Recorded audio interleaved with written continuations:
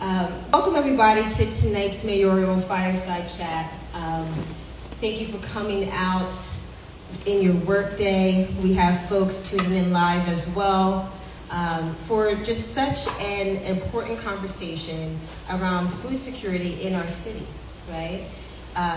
We know that poverty is under attack with this current administration, and individuals who are experiencing severe forms of hunger and food insecurity are on the other side of this. And so you all are amazing leaders in our community, and you all have stepped up to the plate to be mayor.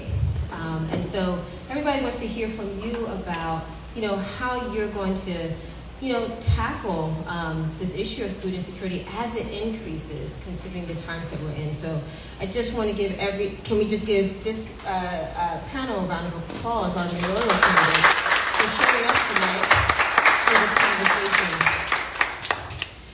So we're going to start the panel today with just an icebreaker. With this icebreaker, I'm going to ask, first I'll read it to you and then just ask each panelist to answer the icebreaker. And then also you can give just a brief bio about yourself as well. So the icebreaker is, what's a food that just kind of reminds you of home and you have a special story with, right? A special connection to. And then, just share a little bit about yourself. Okay. Hi everyone, my name is Musab Ali. I'll give a quick bio first and I'll sort of answer the question.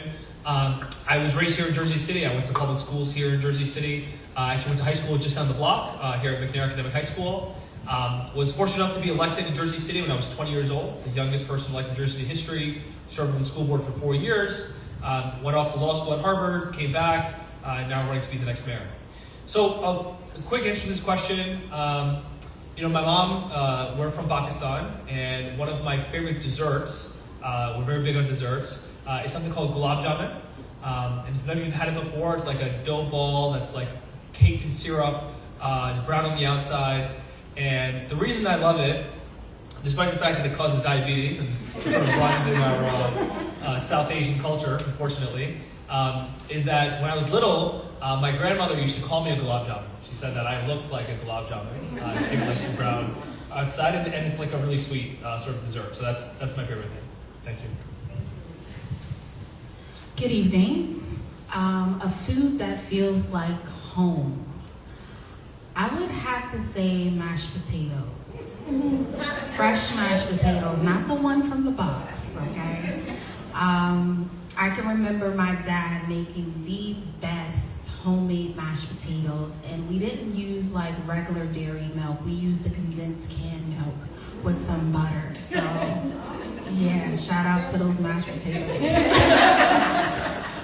My name is Christina Freeman, and I am running for mayor, as you know.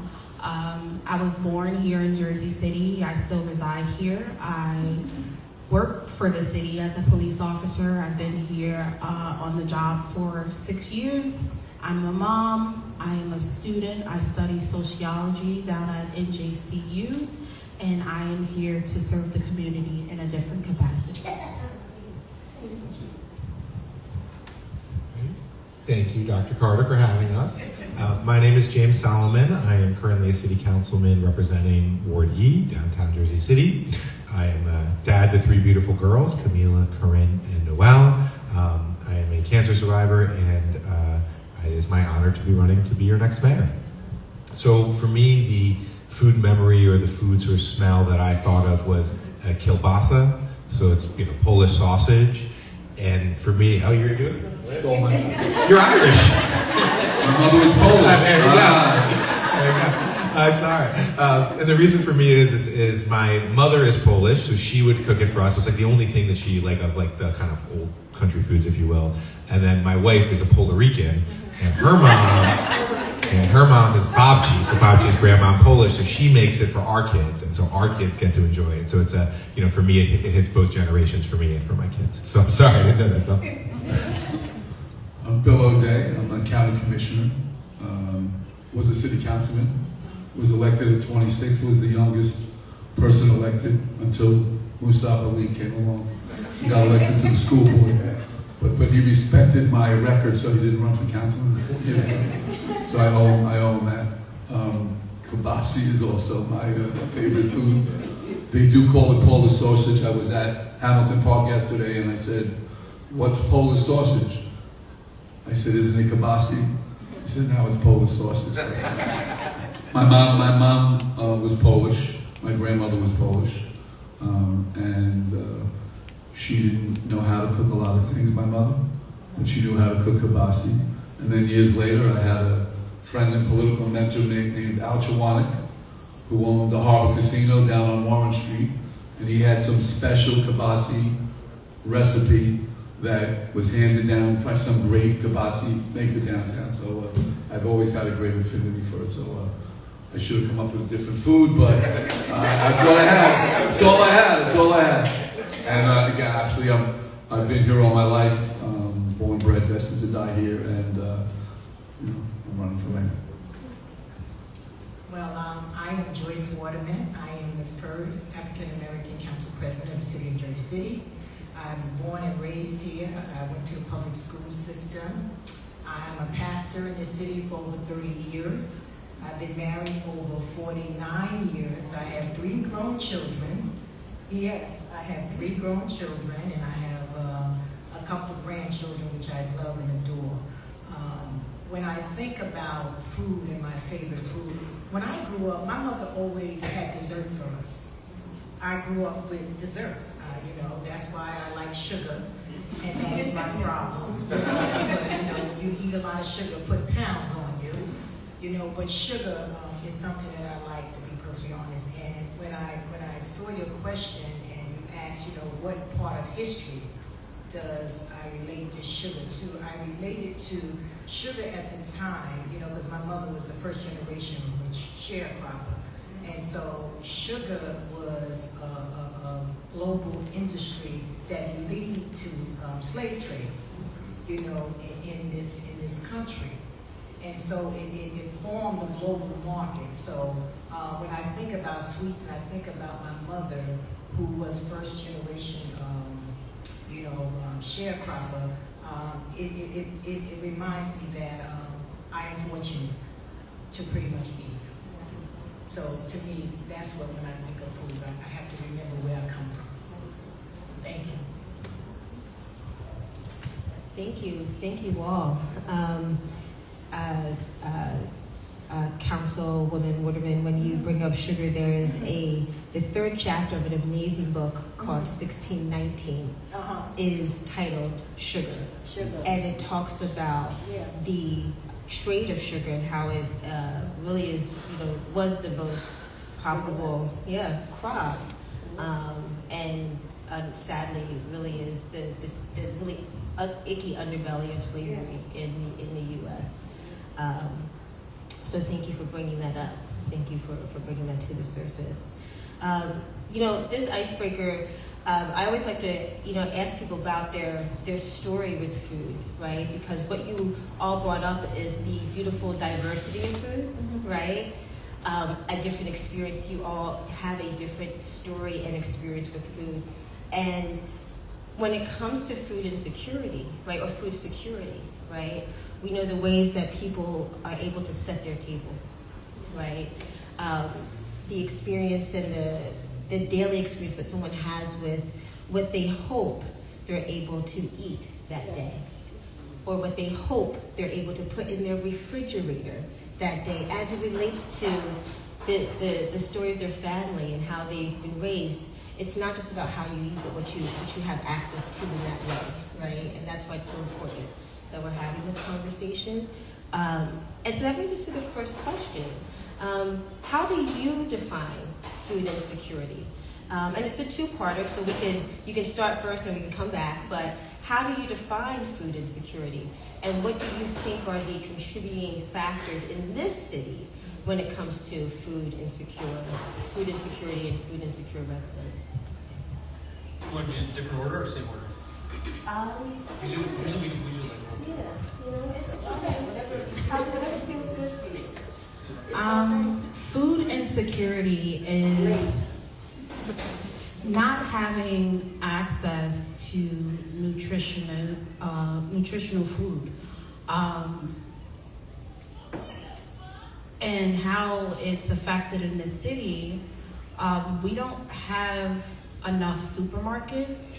We don't have enough access to fresh fruits and vegetables. And what we do have is limitations in variety and just access in certain parts of the city to have quality foods. We do understand that food is pretty much the staple for everything. It's the beginning for health, you know, for wellness, and just also mood. You know, you ever been hungry before? You know, grab a Snickers. We don't have enough access to nutritional food here in Jersey City, and that's the problem. Thank you.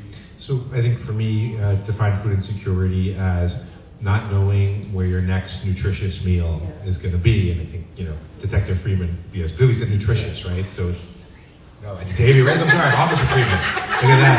I apologize. From my ears to the mayor's lips, right? Like my lips to the mayor's ears, that's it. But yeah, so it's not knowing where both the next meal is coming from and that it's nutritious. And then I think for the causes, it's how freaking expensive the city is, and it's the food deserts. And so if you have to choose between a meal and rent, that is extraordinarily difficult, and that engenders food insecurity. And if you don't have access to fresh produce in your neighborhood, that engenders it as well. So food insecurity ties both into dollars individuals have or don't have to be able to buy nutritious food. People that live on a fixed income, we know the struggles that they have as we get to the 20th, the 25th, the 29th of each month. Access, of course. There are food deserts throughout the city. We hope, and we've been hoping for 2 years, that we break ground on a new ShopRite near 440, because that area is a food desert. And we're always wondering if the Acme is going to go out of business. But those are the two key points. But COVID really shone the light on it. That's right. COVID is what shone the light on food insecurity. Because I remember when COVID started, probably within a week or two, we reached into our coffers just for the senior buildings because we knew they were trapped in their homes. Correct. They couldn't get basic food, basic supplies, basic anything. And before we knew it, the federal government came, opened up their coffers, and now here 5 years later, South Hudson Civic Association, we provide healthy food products twice a month to about 2,300 individuals. Any Saturday, go on Kennedy Boulevard by Orient Avenue, you see Bite with a lineup about 2 blocks long, providing fruits and vegetables to 2,000 individuals.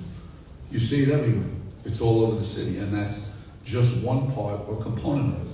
So we know that there's a large percentage of our population in the city that doesn't have the financial wherewithal to be able to go from the beginning of the month to the end of the month and purchase healthy food. And then the flip side of that is they don't know the ability of where to access it. And a lot of them don't have the information even to know and understand what's healthy and what's not healthy. And that's kind of another side of what food insecurity is. I agree with everything everyone says, what food security is. But one thing I want to add, though, is that when you are in an area that is a drought, because it's a drought because you can't get the food, you have to use the sources that's there. And I think sometimes what we're not doing, we're not looking into the little grocery stores, what are the bodegas, you know. And so I think we have to rethink how we can allow people to access that. Because COVID showed us, you know, how many people didn't have access. And because we are under new administration now, and he's cutting like he's cutting, as leaders, we have to think outside the box and start partnering with bodegas and little stores to make sure people have access to it. Because it's about access, it's about affordability, you know, can't pay rent, can't, you know, purchase medicine. All of this is part of food insecurities. And so what I do, I think if everybody do something, we can help each other. Because what I do, I partner with New Jersey Hungry, Feeding the Hungry, and I do a diaper drive. And the reason why I do a diaper drive, because see, parents who have children still have to purchase that, which in return can help them save money to buy fresh food and fresh produce. So that is something I think that's important, just rethinking how we do it, but I think that is important. I agree with exactly what food insecurity is. It's just thinking outside the box, that you do that. And also, what I've done is that when it comes to seniors, and because I'm a part of different organizations, what we do, there are certain days that we go to Walgreens and just pay for their prescriptions. Right, before COVID hit, that's something we were doing because that would help them, because we've seen when we go into the supermarket, seniors are buying cat food. So you have to pay those things attention. And in this month is, really food hunger month. And so we got to be conscious of this. And so as an individual, we have to ask ourselves, how can we contribute to make somebody else happy? Thanks, Joyce. Yeah, to echo what Billy said, during COVID, when Governor Murphy, I think very prudently, released individuals from state prison due to COVID and proximity, there was an acute food shortage for all of those individuals being released from state prison, as well as from county jail. And so while we grappled, and so many individuals coming from state prison, they only had their NJDOC card, they may not have had a birth certificate, they clearly did not have Social Security. Trying to navigate the county, and I'd like to thank the commissioners, and I'd like to thank Bob Knapp, whether it's SNAP, whether it's EBT, etc. But what we saw was the need to provide food in real time. And bluntly, it was the National Action Network and Reverend Al who provided 5,000 meals, literally every single day. I should say 2 meals for 5,000 days. But that was able to help individuals secure the needed food, literally to survive. And so to go to what the council president said, we have to look at food resilience, opportunities, and whether it's alternate means of raising food, whether opportunities in terms of farming, that those opportunities have to be provided for the community. And I think is what we've seen in New York City, in the New York City mayor's race. I think, it has been suggested by one of the candidates in terms of having literally urban nourishment, free and accessible. And I think for communities in Jersey City, that's an excellent idea. That's an idea where we could work with, as probably everyone here has, whether it's the community food bank, which we work with in reentry very closely, the nonprofit community. And I would also invite, as Bill said, I would also invite ShopRite, Acme, and the other to be part of that process. So it's, if I would say 3 things, it's 1, it's identifying aggressively enrolling individuals to SNAP, to EBT, to summer benefits. Second, it's understanding that we have to be creative in alternate food sources.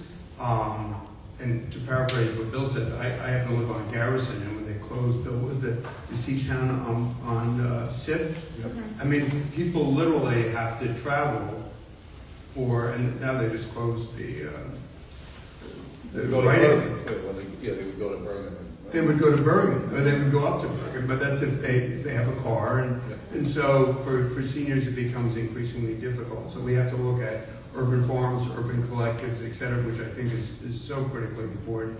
But then and I apologize for being late, is also the idea of creating a food council across departmental lines that understands that there are multiple departments, and it also be done, and the commissioner can speak to this more fluidly than I could, but with county government, which is so critically important, because county government determines your access to those benefits, whether it's GA, whether it's SNAP, whether it's TANF, etc. So it'd be a cooperative venture between the county and the city, across those lines to provide those benefits. Thank you. And the county's created an office of food security. Yep. Yes, they are. Yeah. I'm going to try to not be repetitive. Have a pretty distinguished panel here. I think covered a lot of the points here. But I think one thing that I want to add here is, we are in a cost of living crisis here in Jersey City. And I think to the point that Councilman Solomon was making, right? Like picking between rent and having a good meal is never a good position to put anybody in. And we see that because you see this rise in terms of the rent burden that people are having to pay. And you see that because people are falling behind on their mortgages. And I think one thing that's really interesting to me is if you look at Jersey City, I know many of us in this room are familiar with this idea that it's a tale of two cities, right? That there's one part of the city that makes significantly more income than the other part of the city. And we saw that really acutely in our school system, right? So in our school system, when I went to McNair High School, this was less than 10 years ago, the free and reduced lunch percentage was about 65%. Today, that percentage is less than 20%.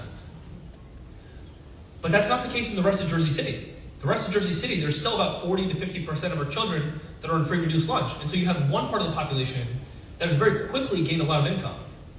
And I say that because when you think about food insecurity and what communities are doing to benefit one another, I think this city can do a lot more in terms of asking residents from one part of the city to be a part of our community and give back to others.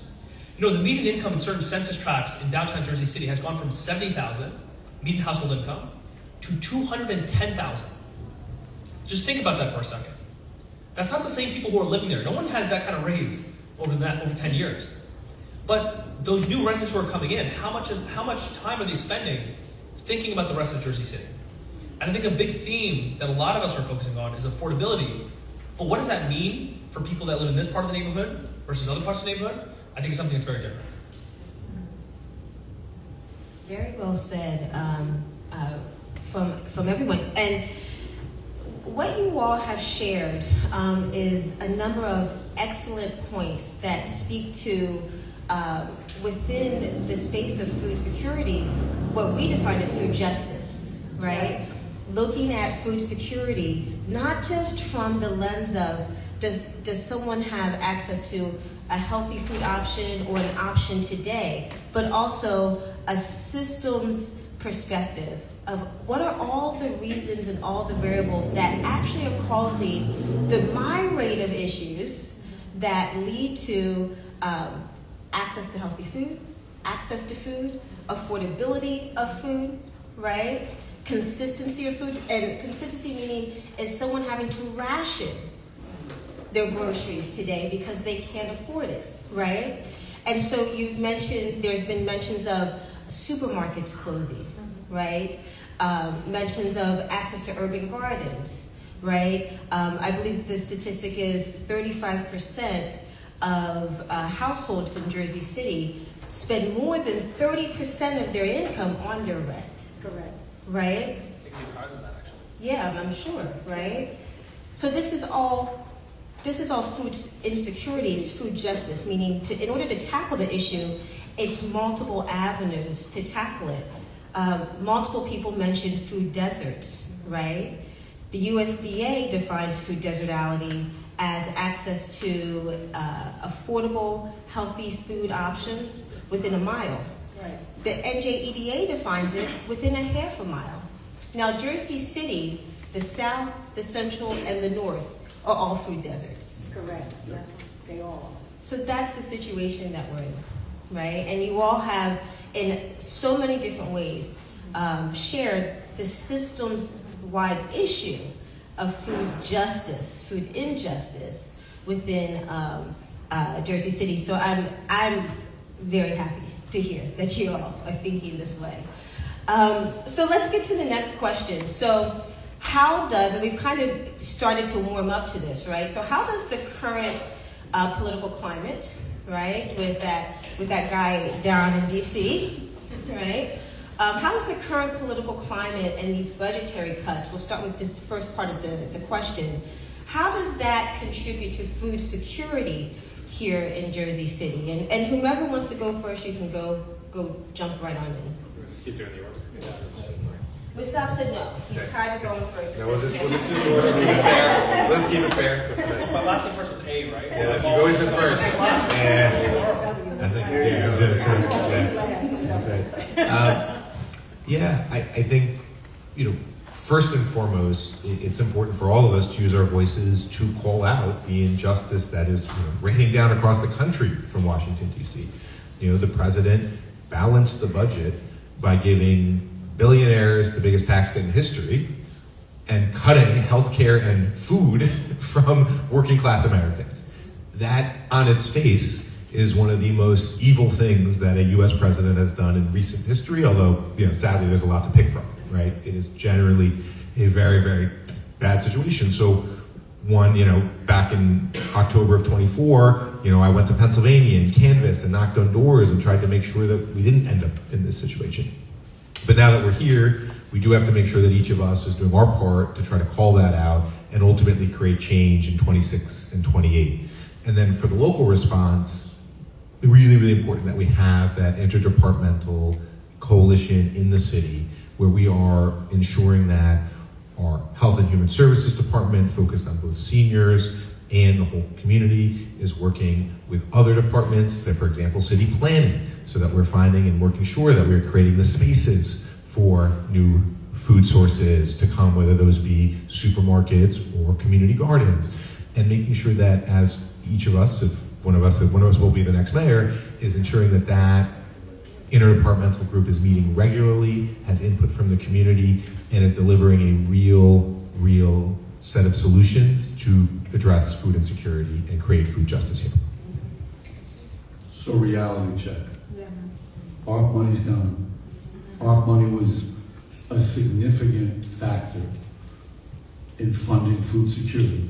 ARP money was a significant factor in the purchases, the staff hiring, the assistance to agencies, not-for-profits, to be able to do those food giveaways that were done on a regular basis. So on a county level, it took me a little while to get them, but I said, analyze everything we spent ARP money on. How much, prioritize what we need to do, and then we have to figure out where we're going to get the resources to pay for it. And food security was a very significant portion of those dollars. It's one of the reasons we in the county created an Office of Food Security. And Doctor, you were on one call where we talked about some of the new innovations the county is undertaking to enhance life after ARP money. And we'll talk maybe about some of the other ones, and some of the questions later. But the reality is, the demand is there. We know what the demand is. People aren't waiting an hour and a half on a line on a Saturday morning or Tuesday afternoon because they have nothing better to do. They're there because their family needs those nutritional foods that are provided to site. Second or fourth Tuesday, come to Clendenny Avenue, you'll see the line of our we have from Clendenny all the way up to West Side Avenue. Go to the boulevard, like I said, on a Saturday. Lines around the block. These are individuals that, but for those programs, I have no idea how they would survive, what they would eat. And some of them still have to ration the food that they get there. So Washington is assaulting us. That's the reality of it. Trump is no fan of ours. The bluer the state, the more bad things to expect from Washington. It kind of makes that pretty simple and direct to us. So we have to think about how we do it, because you can't not address that demand. You can't let those feedings and those distributions of food end, because what's going to happen to those individuals? Where are they going to go? You know, when I learned in college, I had a professor who explained to me why in some Central American countries, people fought tanks with rocks. And I was like, who the hell would ever fight a tank with a rock? And he said, O'Day, don't eat for the next 3 days. and I'll stand here with a gun, with food, and I'll give you a rock in the back of the room, and you see what you do. So what people will do to feed, to be able to feed, especially to feed their children, is something that desperation will take over. So we governmentally We need to combine our resources on all levels of government. We need to get more and more of the supermarkets and the distributors, the lawyers of the world, all who do some, but they have to do more. We got to talk about how much food gets thrown away. I hope that's one of the topics we talk about, because food's getting thrown away. And before that food gets thrown away, let's give it to individuals who will gladly consume it. We can do a hell of a lot better job of that than we have, because we got a little bit spoiled because the government gave us a lot of money to purchase food. So I think that all becomes part of the plan. I think on the county level, we've gotten ahead of the curve by identifying what those costs are, what areas there, and by forming an office, and hopefully relying on individuals with the expertise like the moderator here to make sure that we put a plan as to what we do now that all that federal money is gone away. Because the federal government is cutting back the way it is, just like Bill said, this is a reality check, to be perfectly honest. As a council president, I believe this too, that if each one do something, because the need is greater, is a great need, because as I go to different food shelters, the line has increased. It didn't decrease, it increased. So if we, put our systems in place, like you said, the county has that division. We have HHS, which, help with vouchers to make sure people have food, things like that. But we can still see that's not enough. It's not enough. And what we have to do as people, we have to work together. You have to start in little cells, I call it, all right? And when you start in little cells and begin to build little food pantries, okay? They don't have to be so great. Just build little cells out and allow people to come and just get free food. And you get your free food from organizations that are giving it out. We need to start partnering with farm industry more so, because they do have a lot of waste. I don't know if people realize that they have a lot of waste, and they will give it to you, but you have to be willing to go that far to do it. And so as a system, we need to start building farm relationships. And as I see these buildings be built, you can partner with these developers to get space, to build garden space so people can eat too. We have to start thinking outside the box how we can start making sure people have food, because food is a right. It's a right. No one should be starving or worry about where their next meal is coming from. And even though we have systems in place, it's still a shortage. And so now we have to think outside the box, start developing little cells, start mandating developers to build space out so people can grow things, and then train them how to grow. Because even when, I help people get gardens, after a while, because they don't have the skill set, the gardens go, uncared for. But the whole intent was to have the garden so people can have free food. So we need to start training people really how to grow. That's something we're missing. And I believe if we train people, it's like you can buy a plant, a tomato plant, and do that right in your house. You can buy a pea plant, sweet peas, right in your house. These are the things that we need to do, because the federal government, he's cutting. It's a reality. It's a reality check. But as people, I think that's what we need to do. Training one another on how to survive. That's free. We can do that. And start getting developers to purchase exactly what we need. Thank you, Madam Council President. I think that's why it's such a powerful question, because it creates the president's quote-unquote big, beautiful bill, creates a powerful tension between two fundamental needs: food and healthcare. And we can create a food security cabinet, and to go to what people said, we can strengthen SNAP and WIC and Summer EBT. We can look at community gardens and hydroponic opportunities and food hubs. But the concern is, when you're trying to ensure that every child will be fed, that seniors will be nourished.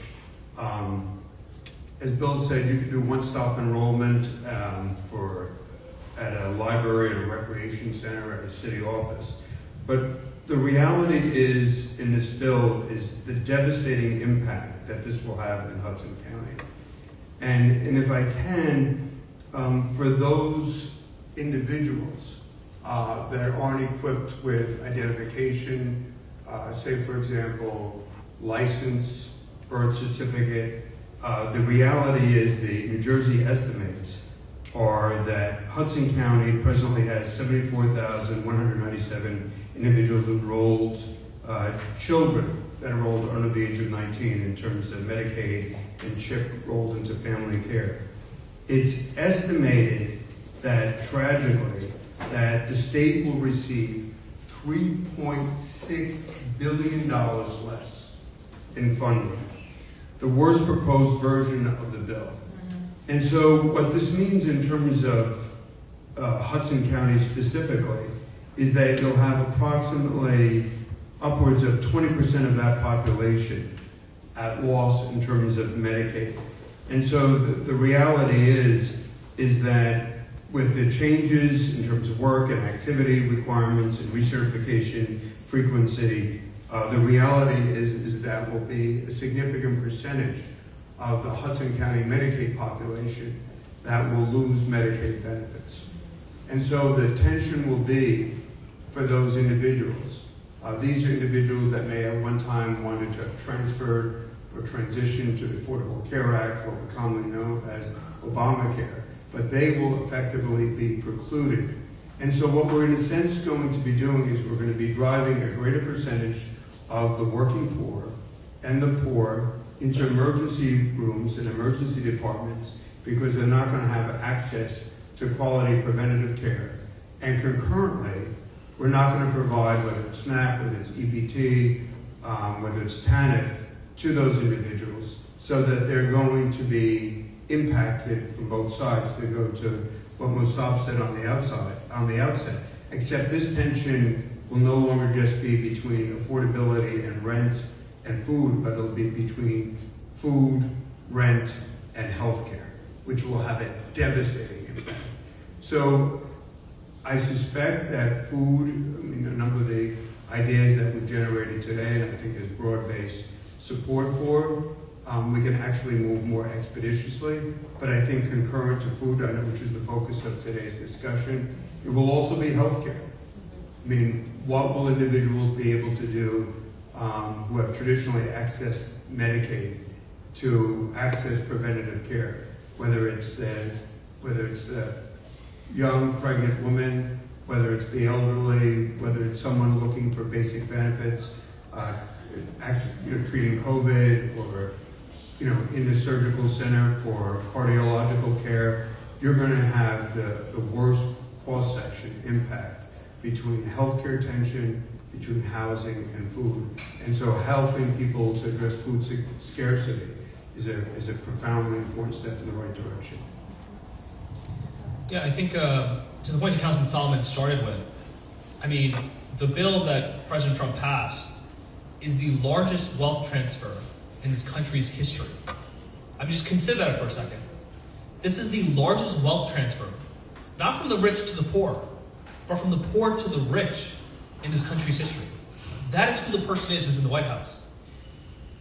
Earlier this morning, some of you may have seen reports about an ICE raid that took place here in Jersey City. And for those that don't know, there was a parent who was literally taken out of his vehicle with his children inside the car. And so now to the point that Commissioner O'Day was making. There are some people who are standing in these lines, waiting to get food, waiting to get access.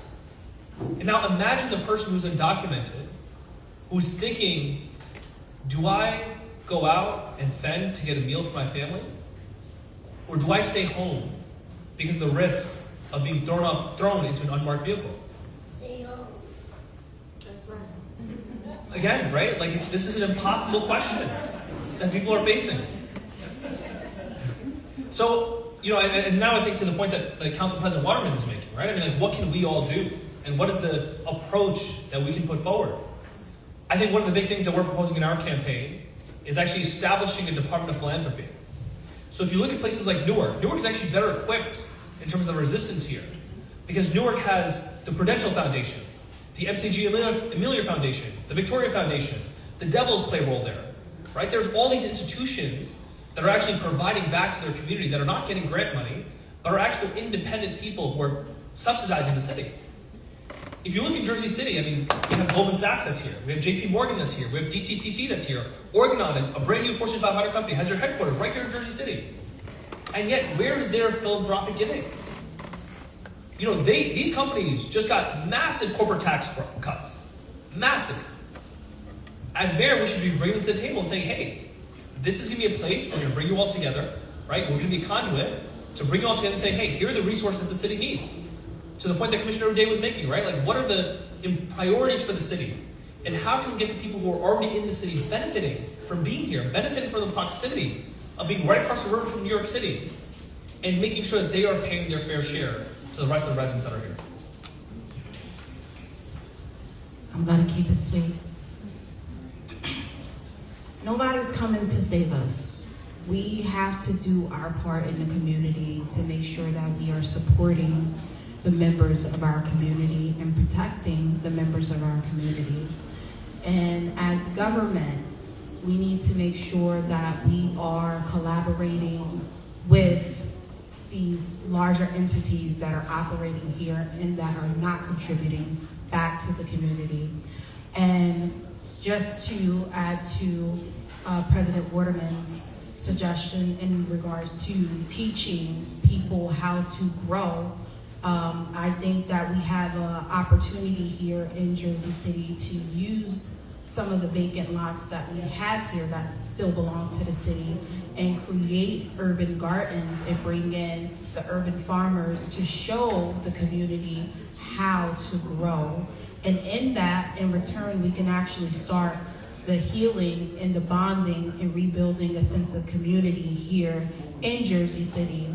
In those spaces, we can also have educational sessions, a space where we can just be free and just have our own thriving society here in Jersey City.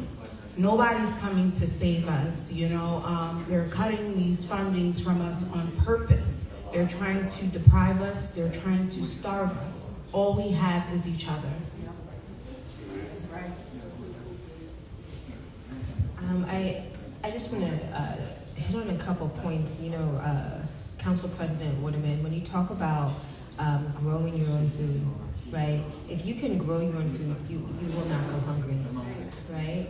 And part of urban farming and gardening, it's just such an ancestral connection to it.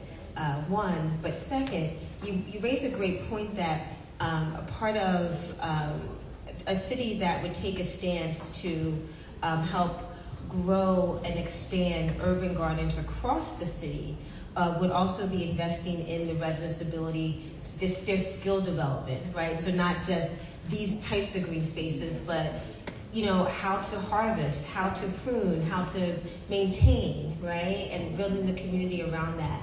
And it's that would be such a beautiful stance for the city to take and to do.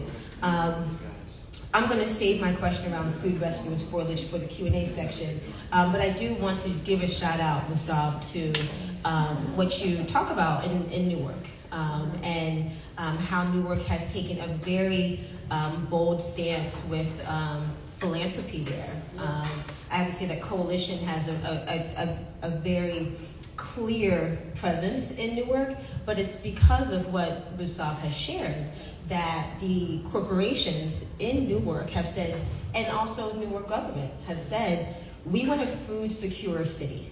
Yeah. And in order to be in our city, you have to align with this priority. Yep. And so you have to put your dollars where your mouth is or whatever, right? And invest in organizations that are on the front lines of food security. And also invest in a systems-based approach to addressing food security in Newark, which is why we're able to do work in Newark that's helped bring down food desertality, right? We see it with our community fridges being less than a mile away from each other, right? But that's because of the local government taking a very clear stance and saying to corporations in Newark, you have to be with us on this. so that way our residents can get what they need. And so I just want to say, wow, you see that, and it would be great for Jersey City to take that stance. So I want to make sure that we leave time for some Q&A. So we're going to go to the last little question and say, in closing, if each of you can just provide one word, describe what would a food secure Jersey City be? Nutritional daily meals. It's 3 words. You say one word? One word. There's a hyphen.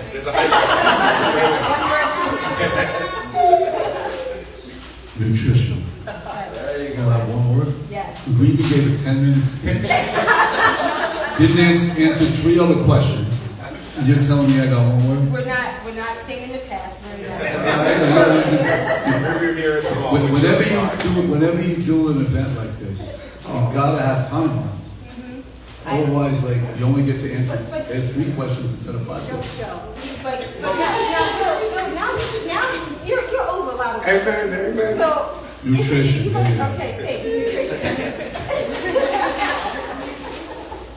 Access. Thank you. Healthy. Took my word. I'm just gonna go with healthy as well. Healthy. Wellness. Just. Awesome. So can we just give this panel a round of applause? Thank you. And we have about 10 minutes for Q&A. And so do we have any questions from the audience around anything that the panel, anything that our candidates have shared, any questions that you have around food security in Jersey City? We have okay. There are about 3 dozen food pantries in Jersey City, and they don't communicate with each other, and they have a shortage of one thing and a surplus of another thing. How can we make them work together? It's a great question.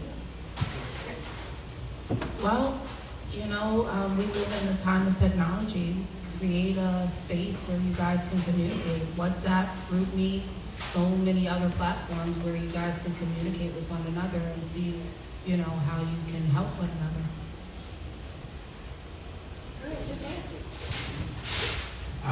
Thank you, Dana, for the question. I mean, St. Matthews is obviously right in the neighborhood.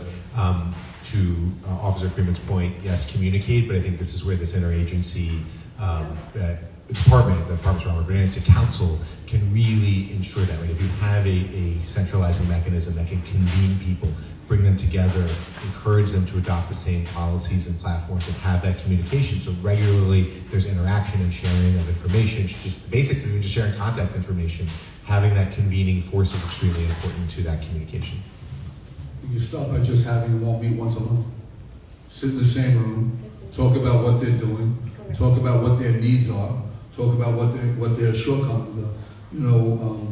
2 years ago, Hunger Free came to me because they didn't have a place. They've always worked out of the back of the trucks. You've seen them all over the city.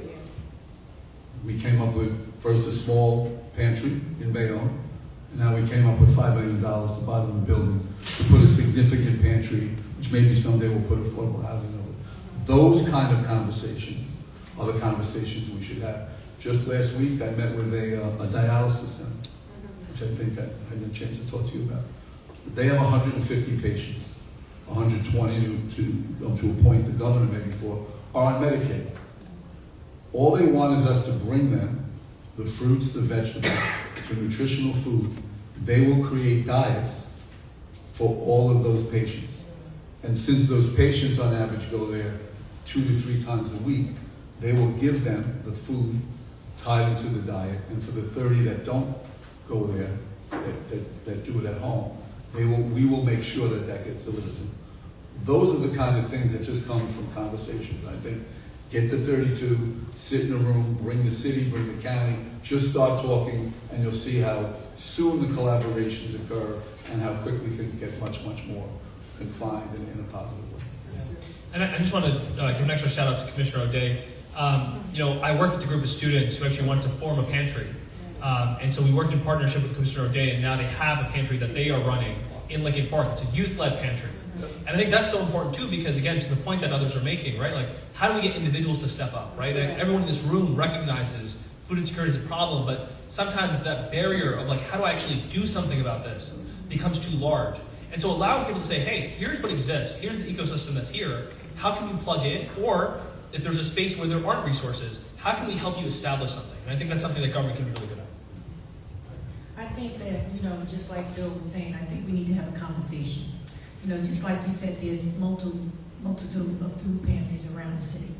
Just like you see that, to me, you should go around and say, you know what? You guys need to get together. See, all you need is a person that will lead it. And sometimes we always wait for government to do something. And I work for government, and I wouldn't wait for it. No, because when we go through the process, you can see how long it takes us to really do certain things. But when you care about people, you start doing what you can do. All right? So you see that's a space here, that's a gap. All right? Because of that, then you could go around and tell them, you know what? I would like to have a meeting with all of you. And I guarantee you they all will come. We need to start doing for ourselves. I'm a firm believer of that. Let's start doing for ourselves, and we will connect better, and we will reach the public better. I want to jump in real quick. I'm sorry, Jim, but I want to make sure that we get at least 2 more questions in. Can I just want to answer that question. 60 seconds, Jim. I think not only a food security cabinet so that we bring all the individuals together, but I think we have to do a food security dashboard. We have to make sure we monitor metrics. How many people are eating, how many people aren't eating, how many people will be receiving Medicaid, and how many people will not be receiving Medicaid. And what's so critically important is the Medicaid bill doesn't kick in until after the midterm elections, 27. And that's when I think you will see a particularly debilitating impact upon the poor. So food security cabinet, food security dashboard, because at the end of the day, we have to measure the metrics, the impact on food scarcity, and also on access to health care. Thank you. Thanks, Jim. So I want to get to a point that Commissioner O'Day made earlier that's really important, and that's about food salvage, food rescue. There is millions and billions of food that just goes to waste. And this also gets to the point of Council President of that, we need to figure out things on our own now. Like this is where we are.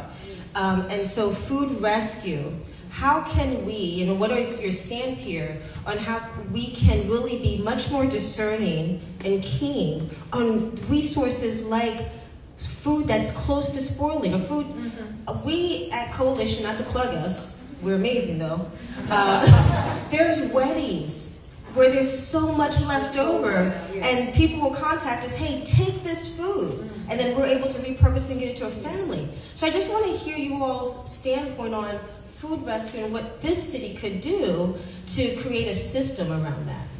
I guess I asked you to give me a proposal on how we can do that in the county. So I'm a step ahead. So we, and it's your idea. I think some of the greatest ideas are not from the politicians, it's from the people. It is. That dialysis center, they came to me and just said, hey, we'd like to help, and then we put the piece together. So you just have to come up with the dollars. If we did this 2 years ago when we had a lot of ARC money, that proposal that's going to cost a significant amount of money to first rehab a facility to accommodate all the things we need to do, food rescue, and then the staffing that we need would be easy. But we have to make it work because the dollars that we cost to set that program up are far less than the amount of dollars in food that we're going to be able to provide to individuals. And places are ready to do it. You mentioned weddings. You've got Landmark, right? They got Liberty House. They got The Point. How many hundreds and hundreds of meals go to waste? You've got diners. You've got restaurants. They're better off giving you their food to rescue and repackage than they are disposing of it. Because when they dispose of it, they got to pay the tipping fee to bring it to a landfill. So I think that other cities have done it. It's easy to do. It's probably based on what you provided us, and when you provided it to me and to the county, which we've had some discussions on. It's going to cost a couple of $1 million to get started.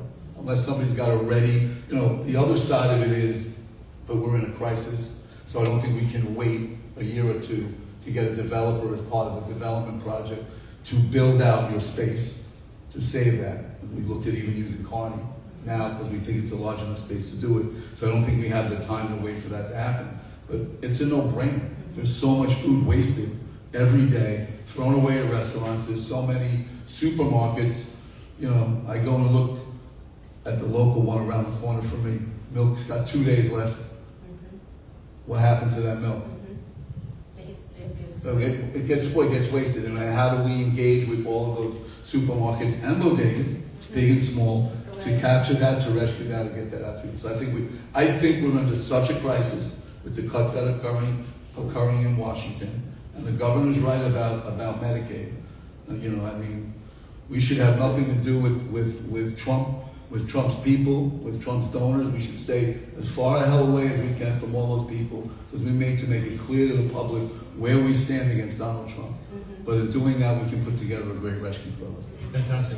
Really quickly, I'm going to say something here, which is that, you know, the best sort of motivator is sort of money, right? Like the capitalistic market sort of rewards people in many different ways. It allows people to sort of have incentives. So Misfit Market is a very famous company that basically like repackages food that used to be thrown out, right? It was like, exactly, produce that was thrown out, and say, hey, like, why don't we just sell this at a discounted price if it's still good food?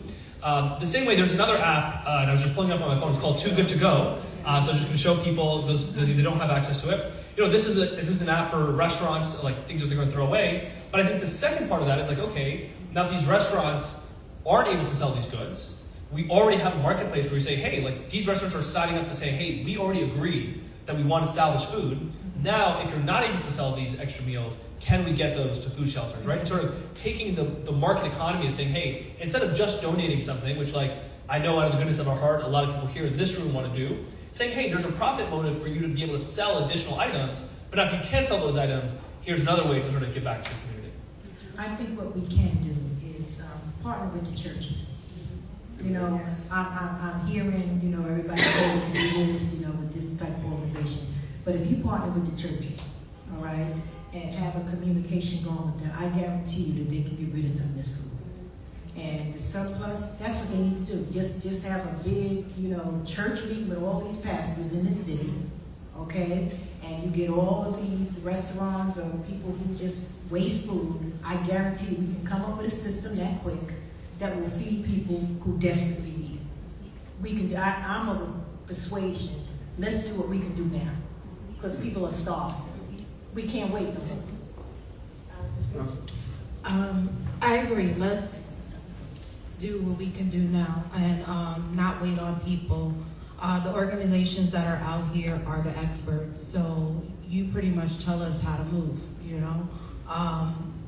As a form of government, don't have all the answers, you know. There's so many other things that are going on that we would have to tend to, but whatever it is or however we can support the goal and the vision, that's exactly what it is that I would intend to do as mayor here.